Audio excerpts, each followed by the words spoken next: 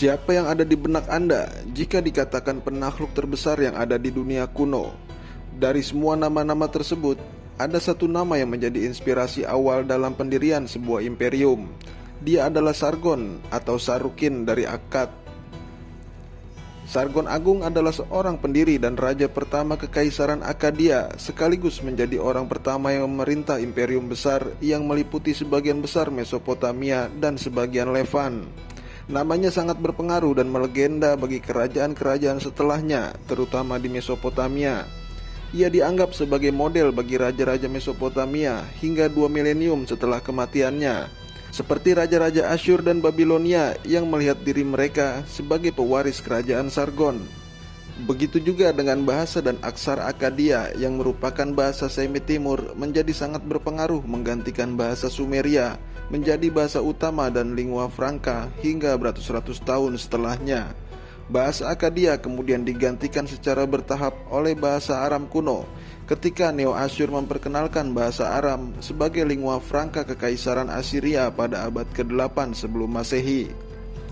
Namanya juga menjadi penanda dalam periode sejarah Mesopotamia, di mana terjadi perkembangan struktur sosial dan politik dalam sejarah manusia yang lebih luas dan kompleks, yaitu periode Prasargonik dan Pasca-Sargonik yang menandai dimulainya era kekaisaran.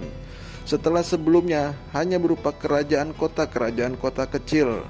Selain itu, Akkadia juga menandai dimulainya kerajaan-kerajaan Semit Timur di timur dekat kuno hingga penaklukan Achaemenid Persia pada 539 sebelum Masehi. Menurut kisah yang ada, Sargon terlahir sebagai anak tidak sah dari ibu yang merupakan seorang pendeta tinggi dan ayahnya tidak diketahui. Namun fragmen Sumeria menyebutkan ayahnya adalah Laibum. Ia berasal dari kota Azupirani di tepi sungai Efrat. Ibunya melahirkannya secara rahasia, kemudian memasukkannya ke dalam keranjang tertutup dan menghanyutkannya ke sungai. Keranjang berisi bayi itu kemudian ditemukan oleh seorang penimba air bernama Aki dan membesarkan bayi Sargon. Sargon besar sebagai tukang kebun, hingga seorang raja Kis bernama Urzubaba menunjuknya sebagai juru minumannya.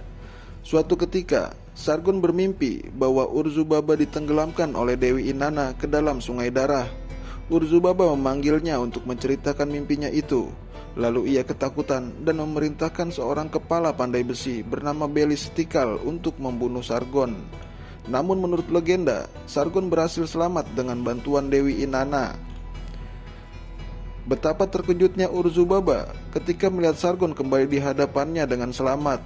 Ia pun kembali ketakutan dan mengirim Sargon kepada Raja Uruk Lugal-Zagesi, serta mengirimkan surat tablet tanah liat yang memintanya untuk membunuh Sargon. Namun justru Sargon berhasil merebut kerajaan dari Lugal-Zagesi beberapa tahun kemudian. Setelah menaklukkan Uruk, Sargon melanjutkan menaklukkan Ur, Eninmar, dan menghancurkan Lagas. Kemudian ia mencuci senjatanya di laut sebelum melanjutkan untuk menaklukkan Umma.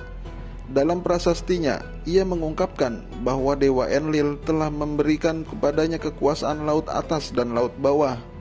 Sargon mengizinkan penduduk wilayah yang ditaklukkan untuk mempertahankan pemimpin dan tradisi pribumi mereka. Namun mereka wajib mengikutinya dan membayar upeti dengan imbalan keselamatan.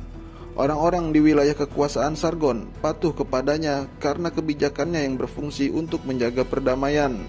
Selain itu, ia memproklamirkan bahasa Akkadia sebagai bahasa resmi pemerintahan dan memberlakukan timbangan dan pengukuran reguler.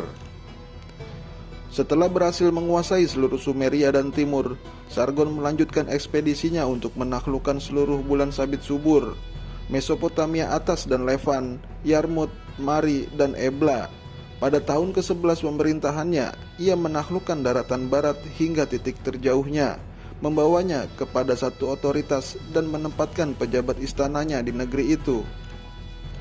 Dalam prasastinya, ia mengungkapkan bahwa Dagan telah memberinya tanah dari hutan cedar ke pegunungan Perak, yaitu dari pegunungan Amanus di Turki hingga pegunungan Aladak di Iran.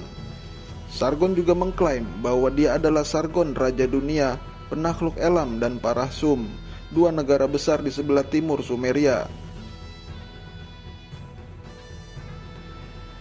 Epos Sargon Babilonia menceritakan tahun-tahun akhir pemerintahan Sargon. Perang dan kelaparan mengancam kerajaan.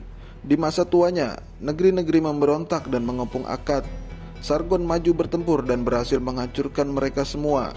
Ia berhasil menyelesaikan pemberontakan itu dan membawa harta benda mereka semua ke Akkad.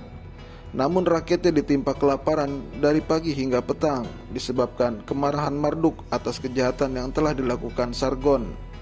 Sargon memerintah selama 55 tahun dari tahun 2334 sebelum Masehi hingga kematiannya 2279 sebelum Masehi. Ia memerintah dengan cemerlang, dengan tak terkalahkan dan tanpa saingan berarti dari kerajaan-kerajaan yang ada di sekitarnya. Kekaisaran yang ia wariskan bertahan selama 180 tahun, yaitu hingga tahun 2154 sebelum Masehi, dan digantikan dinasti Sumeria Ur ketiga sebagai penutup peradaban Sumeria selamanya. Sargon digantikan oleh putranya Rimus. Setelah kematian Rimus, putra lainnya Manistusu menjadi raja. Manistusu digantikan oleh putranya sendiri Naramsin, kemudian Sarkalisari, Dudu, dan Suturul.